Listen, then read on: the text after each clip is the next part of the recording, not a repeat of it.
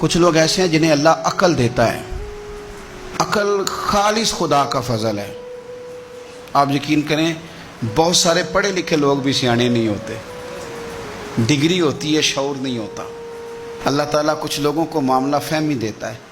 کچھ ایسے میں نے لوگ دیکھے ہیں دیہاتوں میں جو بظاہر ان پڑھ ہوتے ہیں پر بڑے معاملہ فہم، بڑے پنچایت کے سمجھدار، بڑے اچھے طریقے سے لوگوں کو اب اللہ تعالیٰ نے عقل دے دی، شعور دے دیا، خدا کا فضل تھا نا۔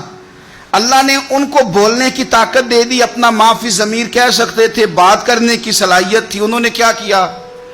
انہوں نے دھوکہ دینے میں اپنی عقل کو استعمال کرنا شروع کر دیا، فراڈ کرنے شروع کر دی۔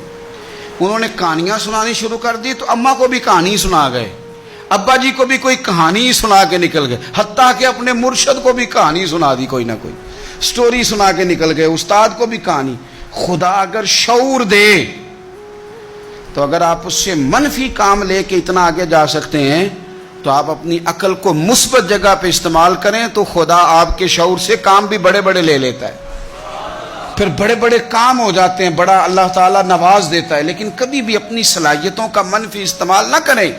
اگر آپ یہ کہیں کہ ہم نے منفی استعمال ہی کرنا ہے اپنی ان ساری چیزوں کا، تو پھر یاد رکھنا کچھ لوگ دنیا میں آپ کو ایسے بھی ملیں گے، قد بھی بڑا اونچا ہے، رنگ بھی بڑا گورا ہے، چلنے میں انسان بڑا بھلا محسوس ہوتا ہے، لیکن آپ ذرا اس کا بازو اٹھا کے دیکھیں گے تو یہاں ایڈریس لکھا ہوا ہے، اس کا ذہنی توازن ٹھیک نہیں۔ اگر کسی کو ملے، کرتے پر ایڈریس لکھ دیا ہے، بازو پر لوگوں نے ایڈریس لکھ دیا ہے، اگر کسی کو ملے تو فلاں مقام پہ پہنچا دو۔